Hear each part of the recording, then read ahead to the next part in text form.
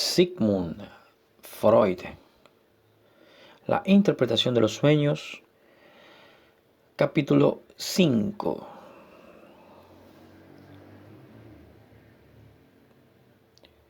Material y fuente de los sueños.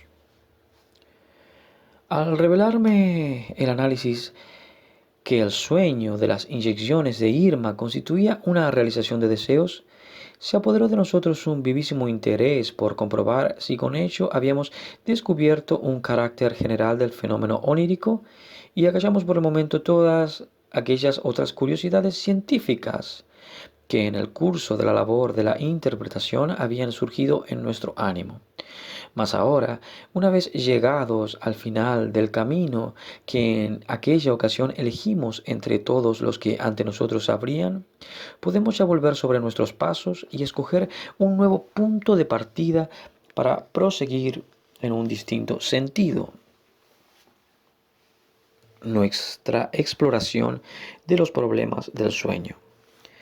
Aunque de este modo perdamos de vista por algún tiempo el tema no agotado aún, ni mucho menos de la realización de deseos.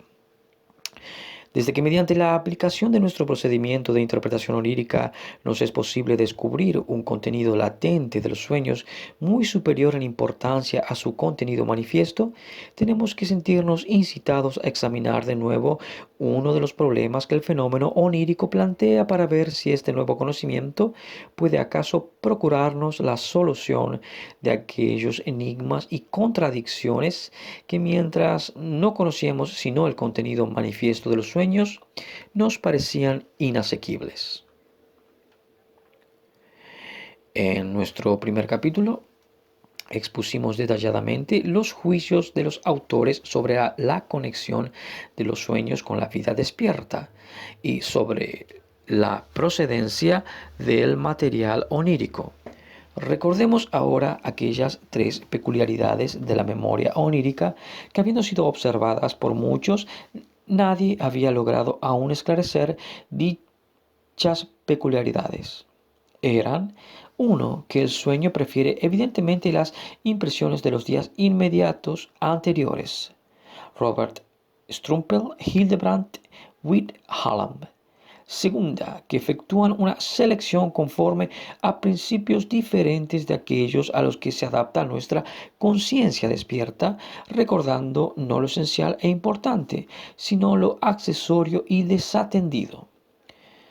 Tercera, que dispone de nuestras más tempranas impresiones infantiles, llegando hasta reproducir detalles de dicha edad que nos parecen nimios y que en nuestra vida despierta teníamos por olvidados hace ya mucho tiempo. Claro es que donde los investigadores han observado estas peculiaridades de la selección del material onírico ha sido en el contenido manifiesto. 1. Lo reciente y lo indiferente en el sueño. Ateniéndome a mi experiencia personal sobre la procedencia de los elementos emergentes en el contenido onírico, habré de sentar en primer término la afirmación de que en todo sueño puede hallarse un enlace con los acontecimientos del día inmediatamente anterior.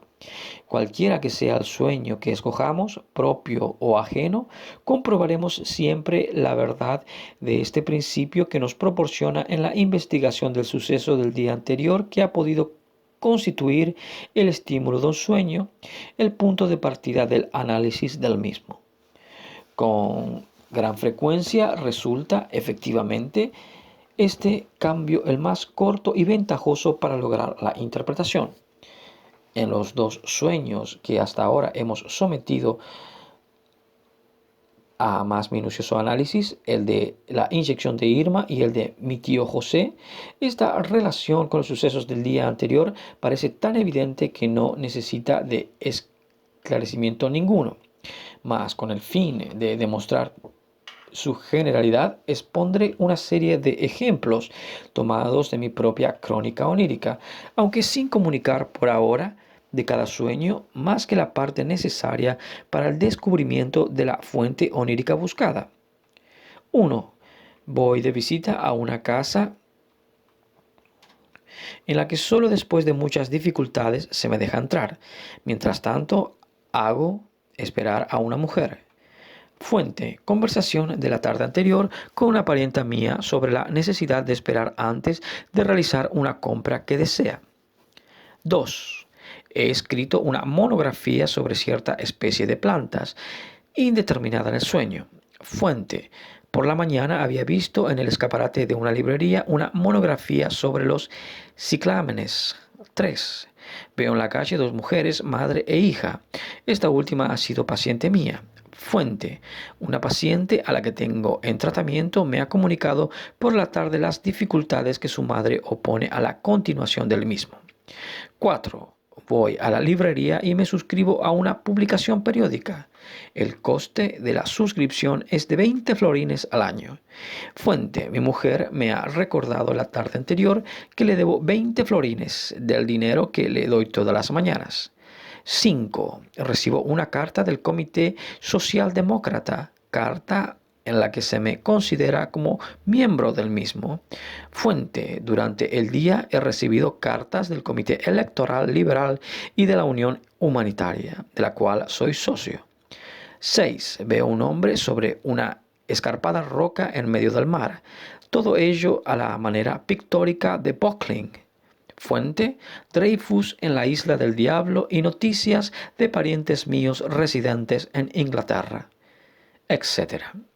Podríamos preguntarnos si esta conexión del sueño con la vida diurna no va nunca más allá de los sucesos del día inmediatamente anterior, o si por el contrario puede extenderse a impresiones anteriores.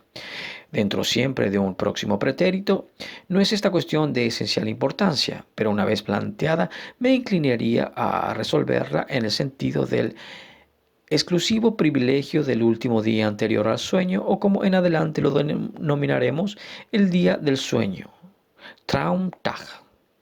Todas cuantas veces he creído hallar que la fuente de un sueño había sido una impresión anterior al mismo en 2 o 3 días, he podido comprobar después, mediante un más detenido examen, que dicha impresión había sido recordada de nuevo en el día del sueño, y que por tanto entre el momento del mismo y el día de la impresión, que se había intercalado precisamente en el día del sueño, una reproducción de dicha impresión, siéndome dado a hallar asimismo la ocasión reciente de la que podía haber partido, el recuerdo de la impresión más pretérita. En cambio, no he podido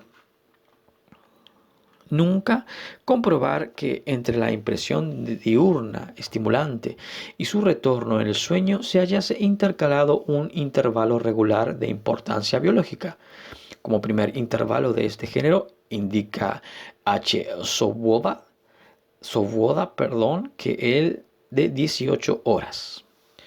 H. Ellis, que también ha dedicado suma atención a este problema, indica que no ha podido hallar en sus sueños, a pesar de haberla buscado con especial cuidado, una tal periodicidad de la reproducción. A este propósito, relata un sueño en el que, trasladado a España, sale de viaje en dirección a una localidad cuyo nombre era Daraus, Baraus o Zaraus. Al despertar le fue imposible recordar ningún lugar de nombre parecido y dejó de ocuparse de su sueño.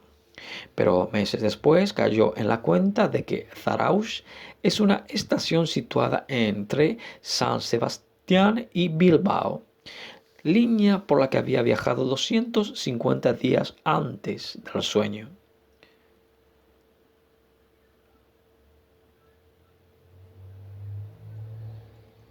Así pues, habremos de opinar que todo sueño posee un estímulo entre los acontecimientos del día a cuya noche corresponde, y que las impresiones del pretérito más próximo, con exclusión del día anterior a la noche del sueño, no muestran el contenido onírico una relación diferente a la de otras impresiones cualesquiera pertenecientes a tiempos indefinidamente más lejanos.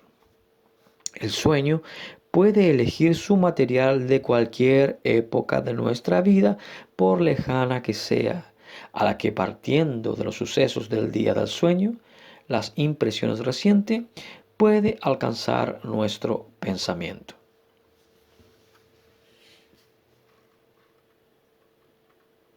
Pero, ¿a qué obedece esta predilección por las impresiones recientes? Sometiendo a más riguroso análisis uno de los sueños antes citados, podremos establecer quizás con alguna hipótesis sobre este punto. Elegiré para ello el sueño de la monografía botánica. Contenido onírico: he escrito una monografía sobre una cierta planta. Tengo el libro ante mí y vuelvo en este momento a la página por la que se hallaba abierto y que contiene una lámina en colores. Cada ejemplar ostenta a manera de herbario un espécimen disecado de la planta. Análisis: por la mañana he visto en el escaparate de una librería un libro nuevo titulado Los ciclámenes, seguramente una monografía sobre este género de plantas.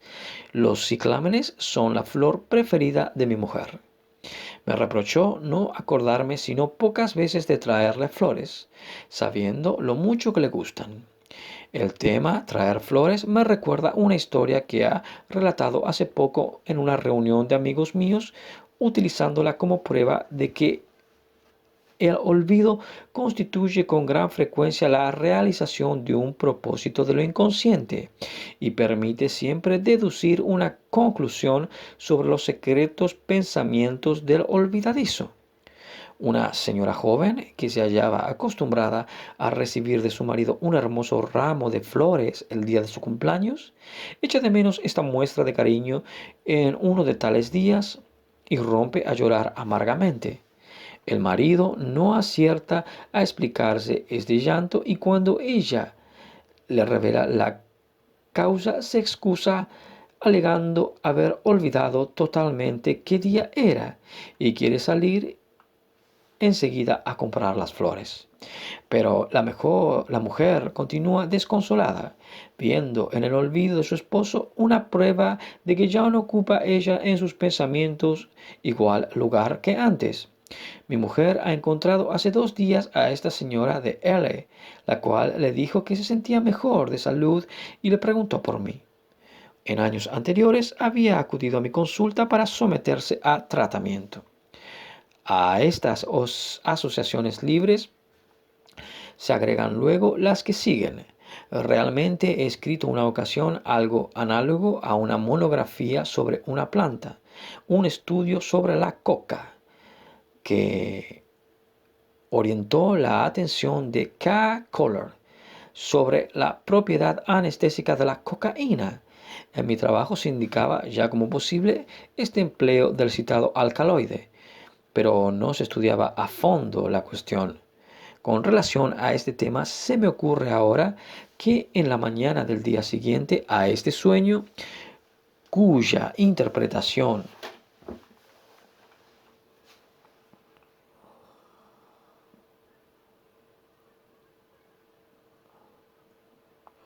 no tuve tiempo de emprender hasta últimas horas de la tarde, ocupó durante algún tiempo mi pensamiento la idea de la cocaína dentro de una especie de fantasía diurna que mi imaginación se entretuvo en construir.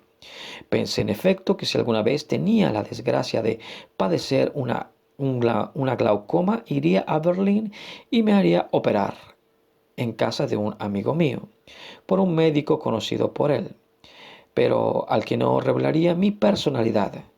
No sabiendo quién era yo, me hablaría de la facilidad con que, merced a la introducción de la cocaína, podía yo ya llevarse a cabo tales operaciones.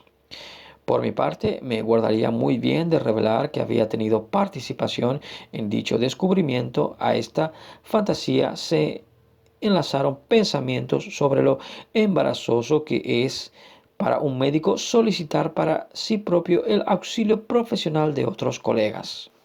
No dándome a conocer al oculista berlinés, podría pagarle, como otro enfermo cualquiera, sus servicios. Después de surgir en mi memoria el recuerdo de esta ensoñación diurna, advierto que detrás de la misma se esconde el recuerdo de un determinado suceso. Poco tiempo después del descubrimiento de Kohler, padeció mi padre una glaucoma, siendo operado por el doctor Konigstein, oculista y amigo mío. El mismo doctor Kohler se encargó de efectuar la anestesia por medio de la cocaína y al terminar la operación nos hizo observar que para ella no habíamos reunido las tres personas que nos habíamos reunido las tres personas que habíamos participado en la introducción de dicho alcaloide como anestésico. Mis pensamientos van ahora continuando su curso, hasta la última vez en que hube de recordar toda esta historia de la cocaína. Fue esto hace pocos días cuando leí un escrito de felicitación en el que los alumnos y exalumnos del laboratorio testimoniaban su agradecimiento al claustro de profesores del mismo. Entre los títulos de gloria de la institución se citaba el descubrimiento en ella realizado por Kay Kohler de la propiedad anestésica de la cocaína. Advierto ahora de repente que mi sueño se haya enlazado a un suceso de la tarde anterior. Dialogando precisamente con el doctor Konigstein sobre una cuestión que me apasiona siempre que me ocupo de ella, le había ido acompañando hasta su casa. En el portal tropezamos con el profesor Gardner, jardinero, y su joven esposa, no pudiendo yo por menos de felicitarlos por su floreciente aspecto. El profesor Gardner es uno de los autores del escrito a que antes me referí, y debido a, sin duda, recordármelo. También la señora de L, cuyo desencanto en el día de su cumpleaños hube antes de relatar, fue citada, aunque con distinto motivo, en la conversación que sostuvimos el doctor Konigstein y yo. Intentaré interpretar también las restantes determinantes del contenido onírico.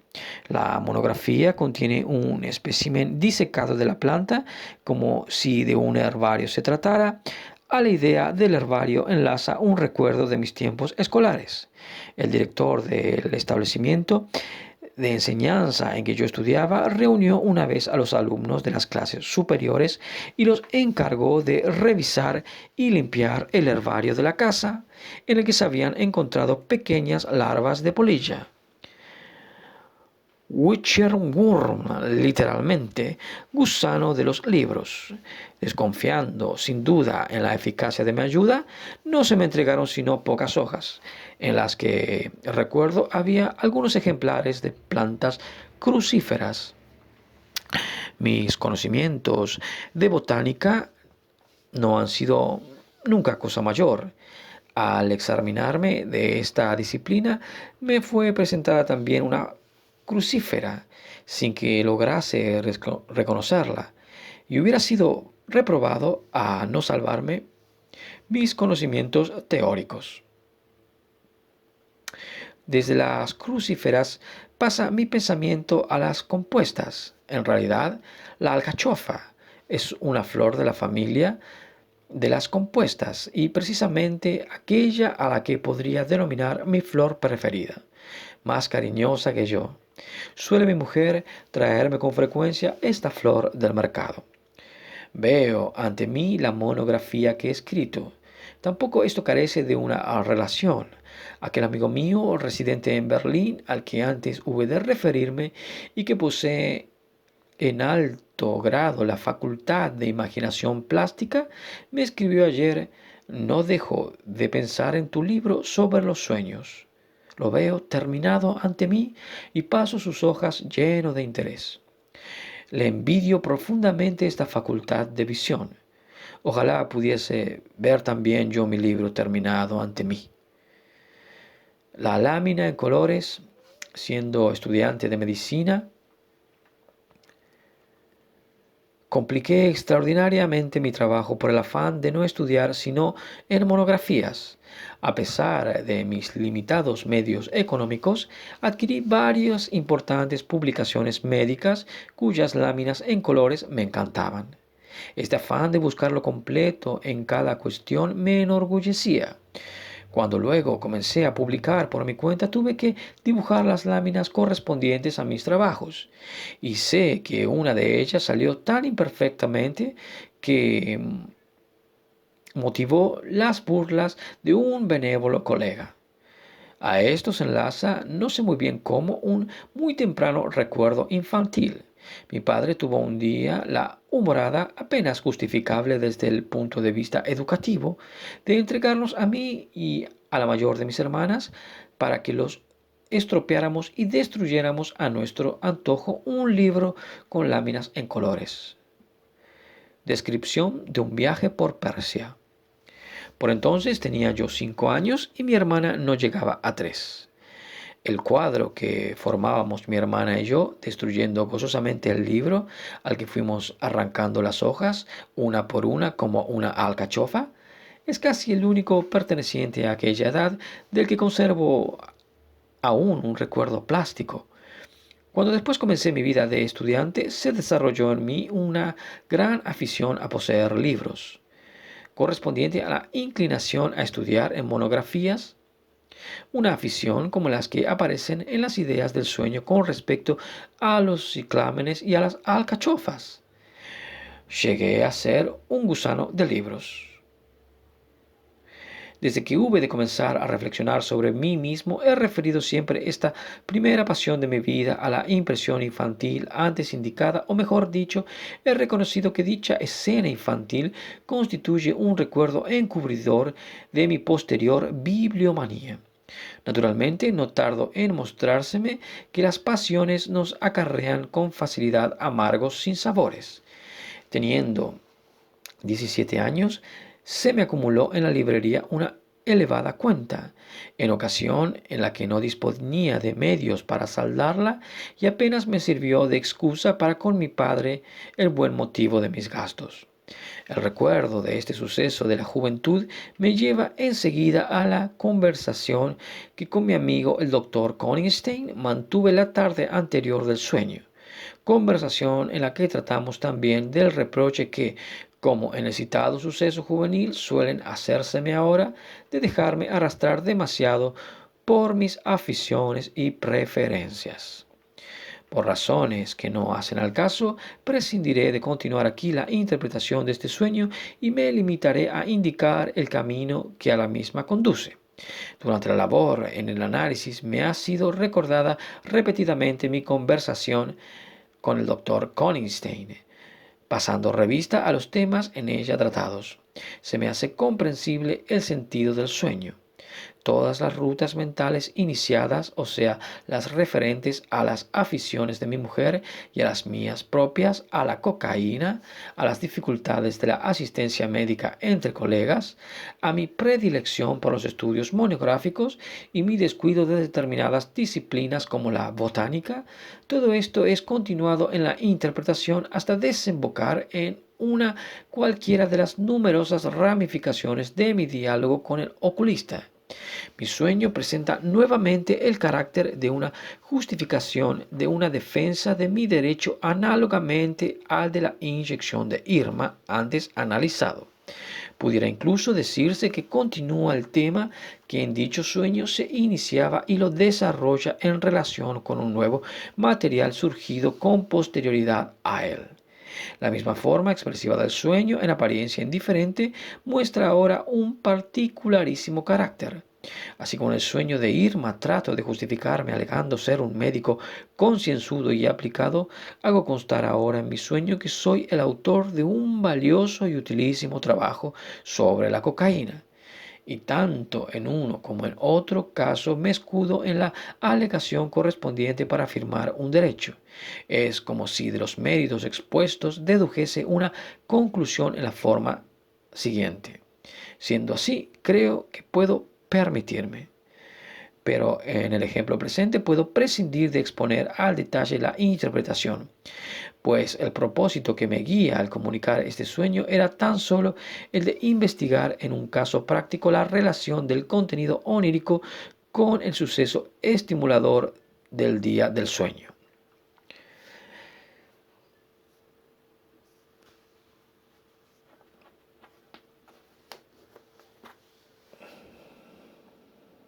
Mientras no me era conocido, sino el contenido manifiesto, no se me evidenciaba más que una sola relación del sueño con una impresión diurna. En cambio, una vez efectuado el análisis, se me revela En otro suceso del mismo día, una segunda fuente del sueño. La primera de estas impresiones a las que el sueño se refiere es de carácter indiferente, constituyendo una circunstancia accesoria.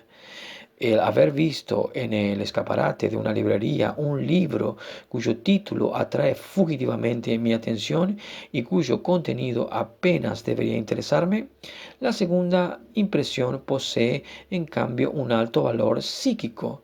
He dialogado con mi amigo el oculista durante cerca de una hora, haciéndole determinadas indicaciones de gran interés para ambos, y esta conversación ha provocado en mí la emergencia de recuerdos acompañados de los más diversos sentimientos. Además, nuestro diálogo quedó interrumpido antes de terminar por la llegada de unos amigos. ¿Qué relación tiene entre sí y con el sueño las dos impresiones diurnas señaladas? En el contenido manifiesto no encuentro sino una alusión a la impresión indiferente, y en el contenido manifiesto y de este modo no queda confirmado que el sueño acoge con preferencia en dicho contenido aquello que en la vida diurna no posee sino un carácter secundario. Por el contrario, en la interpretación onírica nos conduce todo al suceso importante, justificadamente estimulador, sí, como constituye la única forma acertada. Juzgo el sentido del sueño por el contenido latente que el análisis nos ha revelado. Habré llegado inopinadamente a un nuevo e importante conocimiento. El enigma de la preferencia exclusiva del sueño por los fragmentos sin valor de la vida diurna desaparece por completo, y queda probada la inexactitud de aquellas afirmaciones que pretenden que la vida anímica de la vigilia no continúa en el sueño, y que el mismo prodiga en cambio actividad psíquica en materia insignificante. La verdad es totalmente opuesta. Aquello que nos ha impresionado durante el día domina también las ideas del sueño, y sólo por aquellas materias que en la vigilia han estimulado nuestros pensamientos nos tomamos el trabajo de soñar. La explicación más próxima de por qué sueño con la impresión diurna indiferente, siendo otra, justificadamente estimuladora, la que ha provocado mi sueño, es quizás la de que se trata nuevamente de un fenómeno de la deformación onírica, proceso que antes atribuimos a un poder psíquico que reina a título de censura. El recuerdo de la monografía sobre los ciclámenes es empleado como si constituyese una alusión a mi diálogo con Königstein, idénticamente a como en el sueño de la comida fracasada queda representada la amiga del sujeto por la alusión a salmón ahumado. Faltanos averiguar por conducto de qué elementos intermedios pueden entrar la impresión producida por la monografía en una relación alusiva con mi conversación con el oculista, pues a primera vista no es imposible hallar conexión alguna de este género. En el ejemplo de la comida fracasada queda establecida una tal relación desde el primer momento, pues el salmón ahumado pertenece a título de plato preferido de la amiga, al círculo de representaciones que la persona de la misma ha de despertar en el sujeto del sueño. Pero en nuestro nuevo ejemplo se trata de dos impresiones separadas, que al principio no tienen nada en común, sino el haber surgido en un mismo día. La monografía me ha llamado la atención por la mañana y la conversación se desarrolló a finales de la tarde. La respuesta que a estos hechos nos da el análisis es la siguiente: tales relaciones inexistentes al principio entre las dos impresiones quedan establecidas subsiguientemente entre los respectivos contenidos de representaciones. En la redacción del análisis he hecho ya resaltar los elementos intermedios correspondientes a la presentación de la monografía sobre los ciclámenes. No habría yo enlazado probablemente si no hubieran sobrevenido influencias de distinto origen, más que una sola idea, la de que dicha flor es la preferida de mi mujer, o quizás también el recuerdo de la historia de la señora de L. ideas que no creo hubieran bastado para provocar un sueño. There needs no ghost, my lord, come from the grave to tell us this. Hamlet. Pero he aquí que el análisis me recuerda que la persona que interrumpió nuestra conversación se llamaba Gardner, jardinero en inglés, y que hallé a su mujer muy floreciente. Además, recuerdo ahora, a posteriori, que en mi conversación con Konigstein hablé también de una paciente mía que lleva el bello nombre de Flora. Por medio de estos elementos intermedios pertenecientes al círculo de representaciones de la botánica, es como he debido de llevar a cabo el enlace de los sucesos diurnos, el indiferente y el interesante. A continuación fueron establecidos otras relaciones, siendo la primera la de la cocaína, la cual podía unir congruente y justificadamente a la persona del doctor Konigstein, y una monografía botánica escrita por mí. Estas relaciones fortifican la fusión de los dos círculos de representaciones en uno solo, permitiendo de este modo que un fragmento del primer suceso pudiera ser utilizado como alusión al segundo. Sé que esta explicación será combatida y calificada de arbitraria o artificiosa. ¿Qué hubiera sucedido si nos hubiéramos encontrado al profesor Gardner y a su floreciente esposa, y si la paciente de que hablamos se hubiese llamado Ana y no Flora? La respuesta es sencilla. Si estas relaciones de ideas no hubieran existido, hubieran sido elegidas otras distintas. Nada más fácil, en efecto, que establecer relaciones de este género. Los chistes, adivinanzas y acertijos que nos hacen reír o entretienen en la vida diurna lo demuestran constantemente. El dominio del chiste es limitado, pero aún hay más. Si no hubiera sido posible establecer entre las dos impresiones del día relaciones intermedias suficientemente eficaces, habría tomado el sueño una forma distinta. Otra cualquiera de las infinitas impresiones indiferentes que durante el día experimentamos y olvidamos casi en el acto, habría tomado para el sueño el lugar de la monografía y habría entrado en conexión con el contenido de la conversación y representado a este en el sueño. El que ninguna otra impresión, sino precisamente la de la monografía, fuese llamada a tomar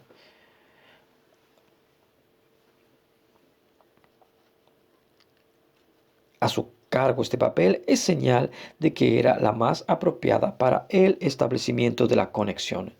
No debe admirarnos nunca como a Juanito Listo, Hanschen Strauss, Lessing, que sean solo los ricos los que más dinero tienen. En el proceso psicológico por medio del cual llega la impresión indiferente a construirse en representación de lo psíquicamente importante, tiene que parecernos todavía harto, arduo y singular.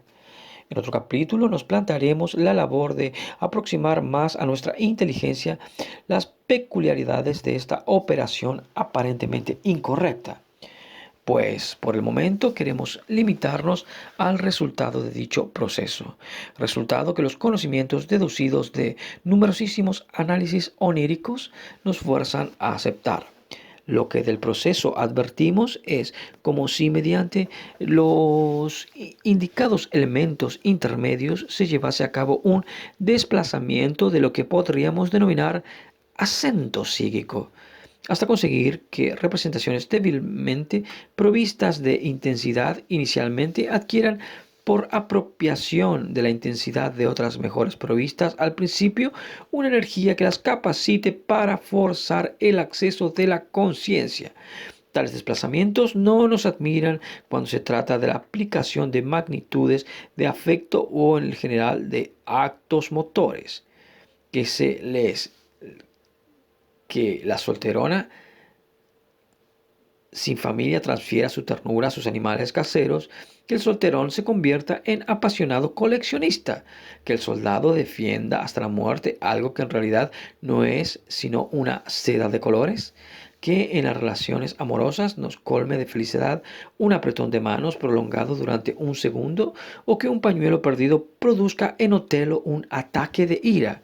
Son ejemplos de desplazamientos psíquicos que nos parecen incontrovertibles.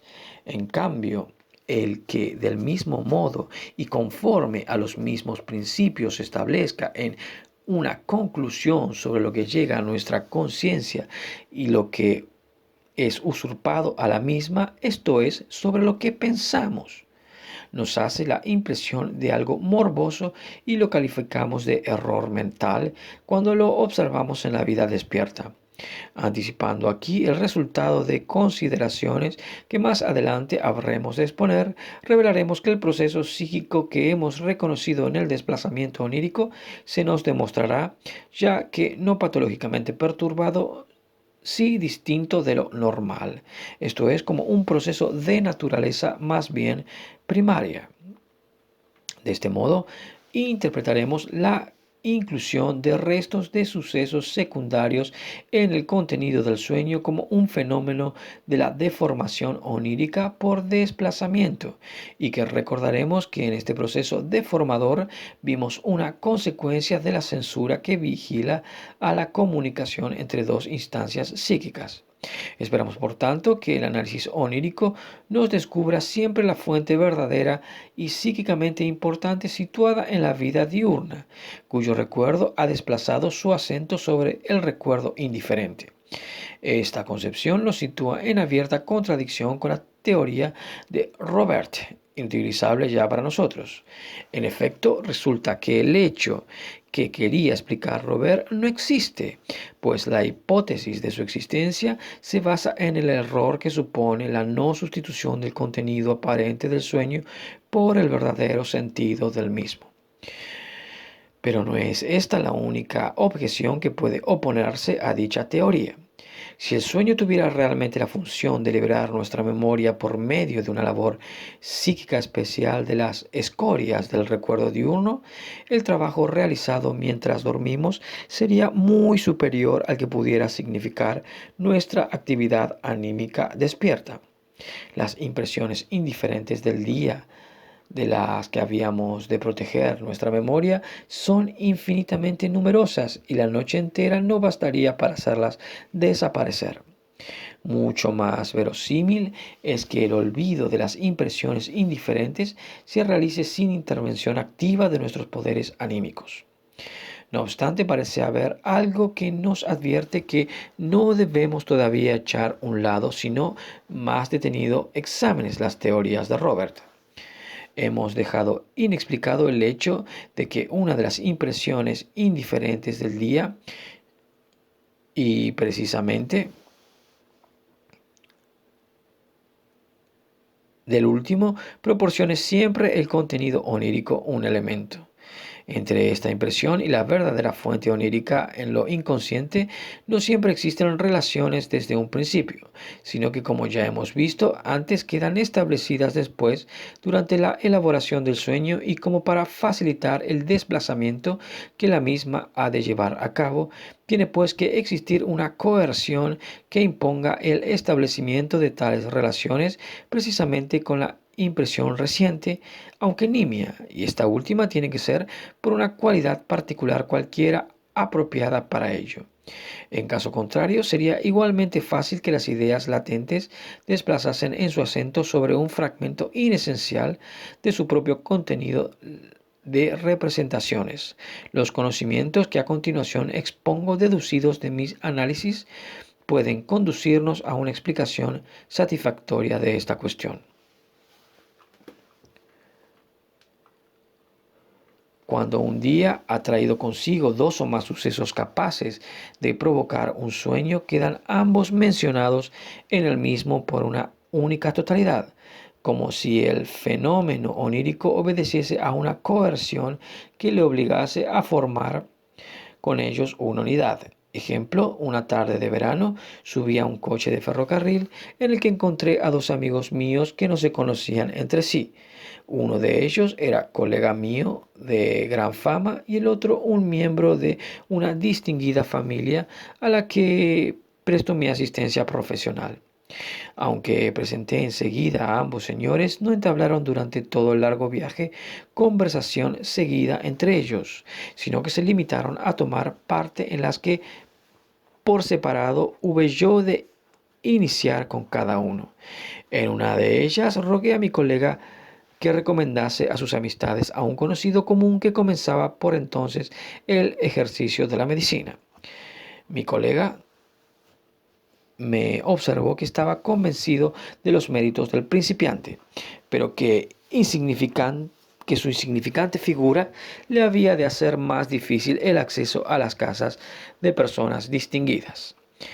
Replicándole yo que precisamente por eso se hallaba necesitado de recomendación al otro de mis compañeros de viaje, le pregunté poco después por el estado de su tía, madre de una de mis pacientes, de la que sabía se hallaba gravemente enferma.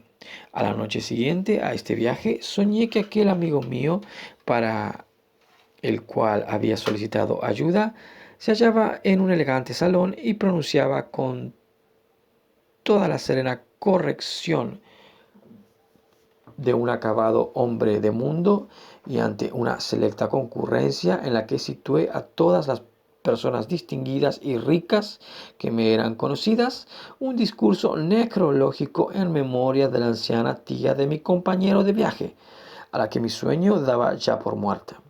Confieso francamente que no me hallaba en muy buenas relaciones con esta señora. Así pues, mi sueño se había hallado de nuevo conexiones entre las dos impresiones del día y había compuesto por medio de ellas una situación unitaria. Sobre la base del conocimiento análogamente adquirido por mi experiencia en la interpretación de los sueños, sentaré aquí el principio de que para la elaboración onírica existe también una especie de fuerza mayor que obliga a reunir en una unidad en el sueño todas las fuentes de estímulos dadas. Esta coerción que actúa sobre la elaboración de los sueños se nos revela en el capítulo que a esta última consagraremos como una parte de la condensación, otro proceso psíquico primario.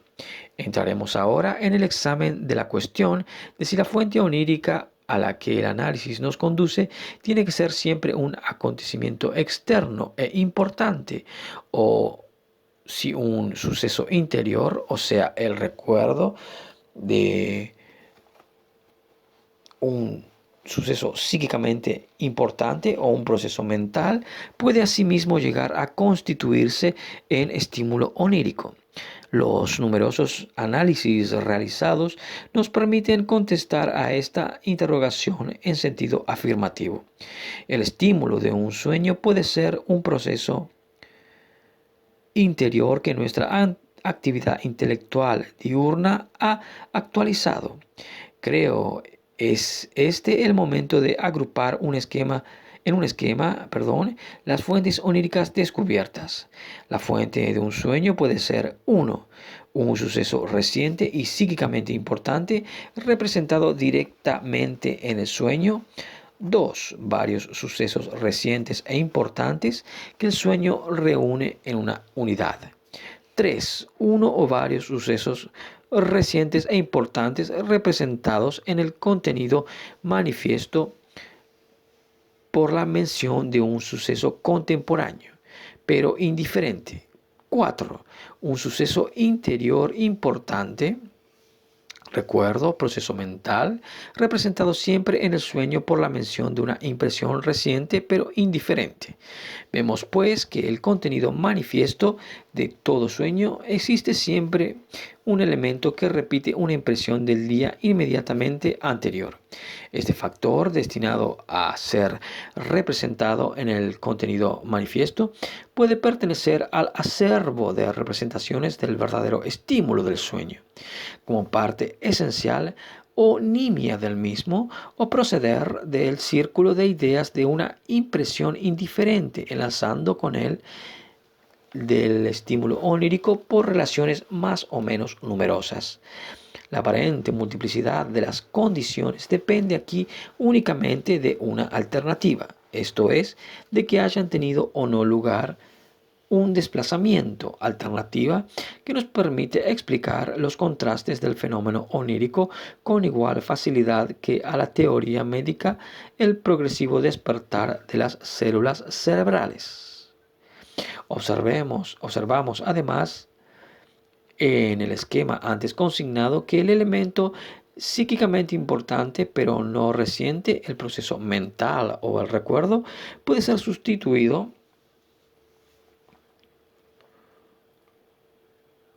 en el sueño por un elemento reciente, pero psíquicamente indiferente, siempre que en la sustitución se acaten dos condiciones. Uno, que el contenido del sueño sea puesto en relación con los recientemente vividos por el sujeto. Y dos, que el estímulo onírico sea siempre un proceso psíquicamente importante. En un solo caso, uno, quedan cumplidas ambas condiciones por una misma impresión.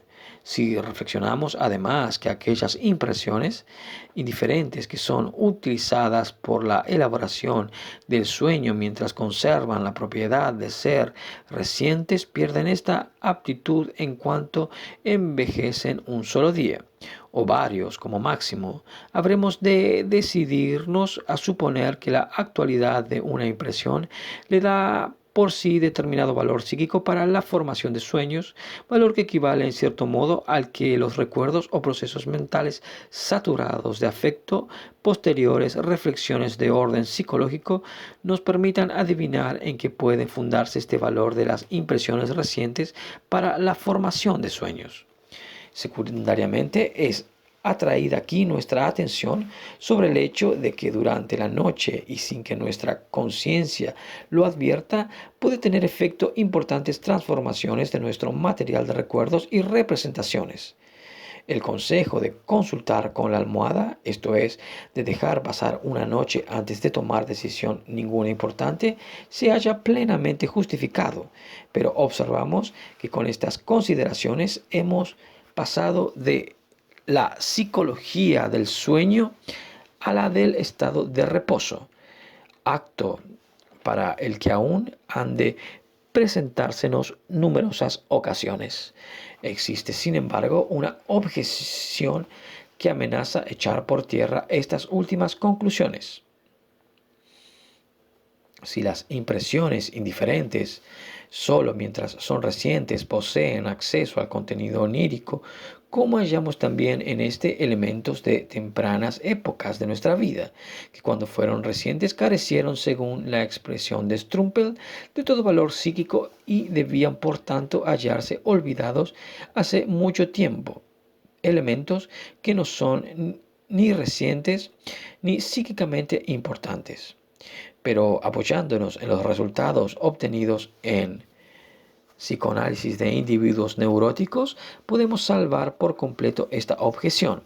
La explicación es que el desplazamiento que sustituye el material psíquicamente importante por otro diferente, tanto en el sueño como en el pensamiento despierto, ha tenido ya efecto en estos casos en dichas tempranas épocas, habiendo quedado fijo desde entonces en la memoria. Tales elementos, originalmente indiferentes, no lo son ya desde que han adquirido por desplazamiento el valor del material psíquicamente importante. Aquello que en realidad ha permanecido indiferente no puede tampoco ser reproducido en el sueño. De las consideraciones que preceden, deducirá el lector justificadamente que no existe, a mi juicio, estímulo onírico alguno indiferente, y por tanto tampoco sueños inocentes, Tal es, en efecto, mi opinión rotunda y exclusiva, salvo con respecto a los sueños de los niños y quizás algunas breves reacciones oníricas a sensaciones nocturnas. Fuera de estos casos, todo lo que soñamos o se demuestra psíquicamente importante de un modo manifiesto o se haya deformado y solo podemos juzgarlo después de realizar el análisis, el cual nos revelará siempre su importancia. El sueño no se ocupa nunca de cosas nimias, ni nosotros consentimos que nuestro reposo puede quede, alterado por algo que no valga la pena. Los sueños, aparentemente inocentes, demuestran no serlo en cuanto nos preocupamos de interpretarlos, siendo esta nuevamente una afirmación contra la que habrán de elevarse innumerables objeciones. Someteré aquí al análisis una serie de sueños inocentes, entre comillas, aprovechando al mismo tiempo la ocasión para mostrar prácticamente la labor de la deformación onírica.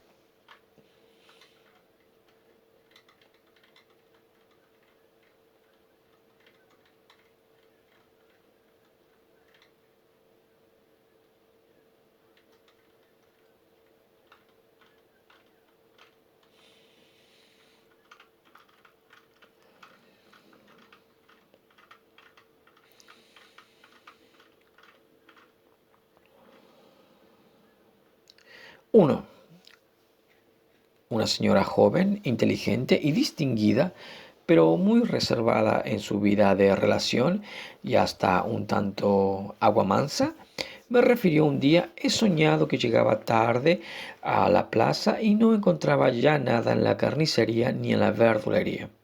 Este sueño muestra desde luego un contenido inocente, pero como el relato que de él me hace la sujeto no me parece reflejado con exactitud, le ruego que me lo exponga con más detalle. He aquí el nuevo relato. Va al mercado con su cocinera, la cual lleva la cesta. El carnicero al que piden algo les contesta: no queda nada ya, y quiere despacharle otra cosa diferente, observando: esto también es bueno. Ella rehúsa la oferta y se dirige al puesto de la verdulera, la cual quiere venderle una extraña verdura atada, formando manojo y de color negro. Ella dice entonces: no he visto nunca cosa semejante. No la compro. La conexión de este sueño con la vida diurna es facilísima de hallar. La sujeto había llegado tarde aquella mañana al mercado y tuvo que volver a su casa sin haber podido comprar nada. Para describir este suceso podríamos usar la frase: la carnicería estaba cerrada. Pero, calle, ¿no es esta frase, o mejor dicho, la contraria afirmación, una grosera locución con la que se alude a una determinada negligencia en el vestido masculino? Por lo demás, la sujeto no ha empleado la frase en su relato, sino que por el contrario ha evitado quizás pronunciarla. Intentemos interpretar los detalles del conocimiento manifiesto. Todo lo que en el sueño representa un carácter verbal, siendo dicho u oído, no solamente pensado, cosa que casi siempre podemos diferenciar con toda seguridad, procede de aquello que en la vida despierta hemos oído o dicho, aunque la elaboración onírica, considerándolo como materia prima, lo modifique a veces y lo desglose siempre de su contexto, presentándolo aislado. Estos elementos verbales pueden ser tomados como punto de partida de la interpretación. ¿De dónde proceden, pues, las palabras del carnicero? Soy yo mismo quien las pronunció hace días al explicar al sujeto que en la memoria del adulto no queda ya nada de los antiguos sucesos infantiles, pues han sido sustituidos por transferencias y por sueños. Soy yo, por tanto, el carnicero, y lo que la paciente rechaza es la posibilidad de tales transferencias al presente de ideas y sentimientos pretéritos. ¿De dónde proceden las palabras que ella pronuncia en el sueño? No he visto nunca cosa semejante. No lo compro. Analicemos por separado cada una de estas dos frases. No he visto nunca cosa semejante es una exclamación que la sujeto pronunció realmente el día del sueño riñendo a su cocinera, pero en esta ocasión había añadido hágame el favor de conducirse más correctamente. Se nos evidencia aquí un desplazamiento. De las dos frases que dirigió a su cocinera, ha escogido su sueño la que carece de importancia, reprimiendo en cambio la otra. Hágame el favor de conducirse más correctamente, que es precisamente la que forma sentido con el contenido onírico restante. Esta frase es la que se dirigía a alguien que se atreviese a hacer proposiciones indecorosas y olvidarse. Cerrar la carnicería. La concordancia de esta hipótesis con las alusiones que luego hallamos en la escena con la verdulera nos demuestra que nos hallamos sobre la pista de la verdadera interpretación. Una verdura alargada añade luego la sujeto que se vende por manojos, pero que además es negra. No puede ser sino una fusión efectuada por el sueño de los espárragos con rábanos negros, Rapausinger. La significación onírica del espárrago es ya conocida por todos aquellos que se han ocupado algo de estas materias, pero también de otra legumbre. Schwasser Rettig parece aludir por la analogía de su mismo nombre con una locución de sentido sexual. Schwasser Rettig, aquel mismo tema sexual que desde un principio adivinamos cuando incluimos en el relato de la paciente la frase «la carnicería estaba cerrada». No creo necesario revelar por completo el sentido de este sueño. Lo expuesto hasta aquí basta para demostrar que es harto significativo y nada inocente. 2. Otro sueño inocente de la misma persona que constituye en cierto sentido la pareja del anterior. Su marido le pregunta: ¿no hay que mandar afinar el piano? Ella contesta: no vale la pena. De todos modos hay que forrar los masillos. Nuevamente una reproducción de un suceso real del día anterior. Su marido le hizo la pregunta consignada y ella contestó en forma análoga a como en el sueño lo hace. Pero, ¿qué significa esto último? Hablando del piano, dice que es una caja indecente y de malos sonidos, mal tono, que su marido poseía ya antes de casarse, etc.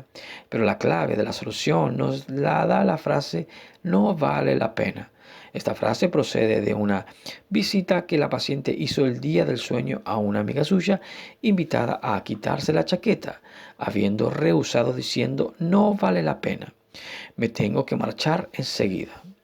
Al oír relatar esta escena al sujeto, recuerdo que el día anterior, durante la sesión de análisis, se echó mano al pecho al notar que se le había desabrochado un botón, como si quisiera decir: «no, mire usted, no vale la pena». La caja queda así convertida en alusión a la caja torácica, y la interpretación del sueño nos conduce directamente a la época del desarrollo físico de la paciente, cuando la misma comenzó a sentirse descontenta de la delgadez de sus formas corporales.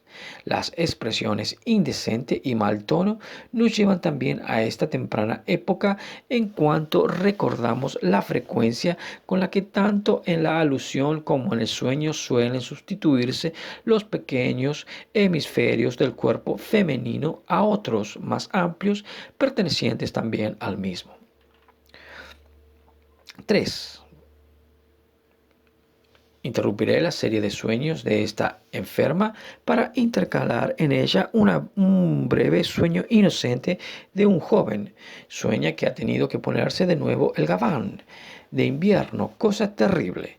El motivo de este sueño parece ser, a primera vista, el frío que de repente había vuelto a hacer. Pero un examen más detenido nos muestra que los dos breves fragmentos de que se compone no concuerdan entre sí, pues el tenerse que poner un gabán de invierno porque hace frío no es nada terrible. Por desgracia, para la inocencia de este sueño, la primera ocurrencia que surge en el análisis es la de que una señora había dicho en confianza a nuestro sujeto el día anterior que su último hijo debía su existencia a la rotura de un preservativo. El sujeto reconstruye ahora los pensamientos que le surgió esta confidencia, los preservativos finos presentan el peligro de romperse y los gruesos son muy molestos. Un preservativo es como un vestido o gabán. Si a el soltero le ocurriese algo como lo que la señora le ha relatado, sería terrible. Volvamos ahora a nuestra paciente. Mete 4. Mete una vela en el candelero, pero la vela está rota y no se tiene derecha. Las muchachas del colegio dicen que es muy desmañada, pero la maestra la defiende diciendo que no es culpa suya. También aquí hallamos un suceso real con motivo del sueño. El día anterior puso una vela en un caldero, pero no estaba rota. La vela es un objeto que excita los genitales femeninos. Rota y no pudiéndose mantener derecha significa la impotencia del hombre. No es culpa suya. Pero ¿cómo es posible que la paciente, cuidadosamente educada, pueda conocer tal empleo de la vela? Casualmente puede indicar el origen de este conocimiento. En una excursión en barca por el Rin pasó junto a ellos un bote lleno de estudiantes que con toda tranquilidad iban cantando a voz en grito una canción obscena. Cuando la reina de S cierra las ventanas y con una vela de Apolo Kerst, la sujeto no oyó bien o comprendió esta última palabra y su marido tuvo que explicarle lo que significaba. El texto de la canción queda luego sustituido en el contenido onírico por el inocente recuerdo de una comisión de que la encargaron en el colegio y que llevó a cabo muy desmañadamente. Esta sustitución queda realizada por medio de un elemento común. Las ventanas cerradas, la conexión del tema del onanismo con el de la impotencia es suficientemente clara. El elemento Apolo del contenido latente une este sueño con otro anterior en el que se trataba de la virginal Palas. Todo ello, como vemos, nada inocente. 5. Para que no se crea demasiado fácil el deducir de los sueños conclusiones sobre las verdaderas, circunstancias personales del sujeto, expondré un nuevo sueño de esta enferma, inocente también en apariencia. He soñado algo, me relata, lo que había hecho realmente durante el día. Esto es que metía los libros en un pequeño baúl que luego me costaba trabajo cerrarlo y lo he soñado tal y como había sucedido. En este caso hace resaltar especialmente la sujeto la coincidencia entre el sueño y la realidad. Todos estos sujetos y observaciones sobre el sueño pertenecen, aunque hayan creado un lugar en el pensamiento despierto, al contenido latente, circunstancia que ya demostraremos con otros ejemplos. La paciente nos dice en este caso que lo que el sueño le ha presentado había sucedido realmente el día anterior. No os ocuparía demasiado lugar exponer por qué camino llegamos a la ocurrencia de recurrir al idioma inglés como medio auxiliar de la interpretación. Baste con decir que se trata nuevamente de una pequeña box, el ejemplo de la niña en su caja 441, que ha sido llenada hasta el punto de que nada más cabía en ella. En todos estos sueños inocentes predomina singularmente el factor sexual como motivo de la censura, pero es este un tema de esencial importancia que debemos dejar de lado por un momento.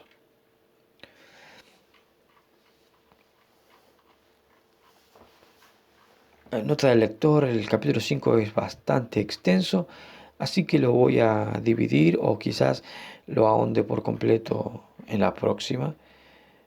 Y nada, un breve análisis de esta primera parte del capítulo con respecto a la formación de los sueños. Es que Freud quiere empezar a montar una estructura de sucesión de cuestiones que generan las formas de los sueños, ¿no? Y él todo lo alude a esa libre asociación de cosas que toman un desplazamiento, pero a lo que él alude que ningún sueño es inocente. que ningún sueño es algo que se da porque sí, sino que es por una exacerbación de alguna cuestión significativa para el soñador, que hace que recurra a esas representaciones que, ¿cómo se llama? Que él les da siempre un sentido. Para él es un 90% el sueño como destinatario de un mensaje, y un 10% en lo cual se divide un 5 y un 5, el que un sueño sea eh, a causa de un factor externo que genera en la conciencia y en los sentidos dormidos una alteración que produzca una representación, eh, o, ¿qué más? Me perdí. O que el sueño sea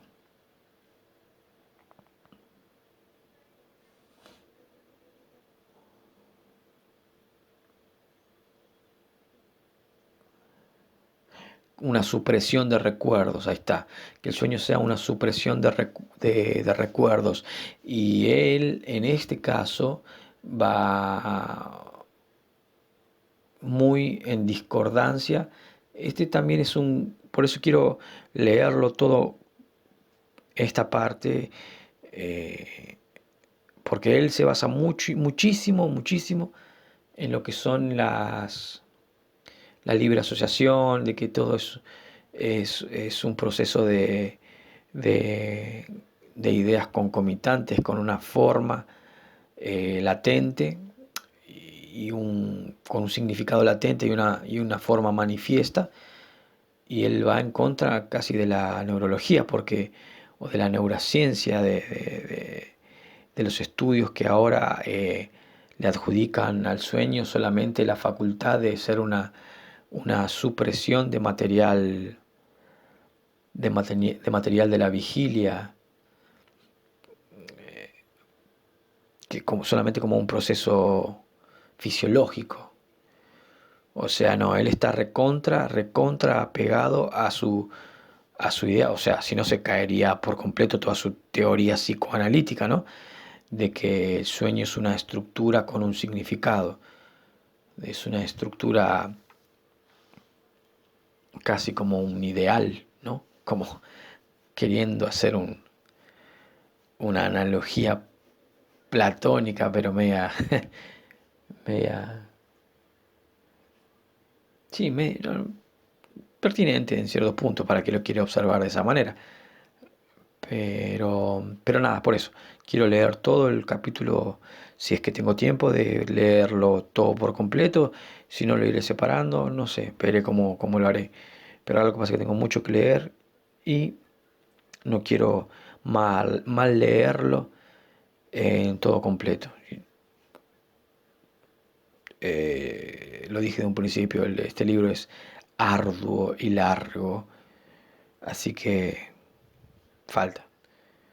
Pero nada, hasta acá, hoy hasta acá.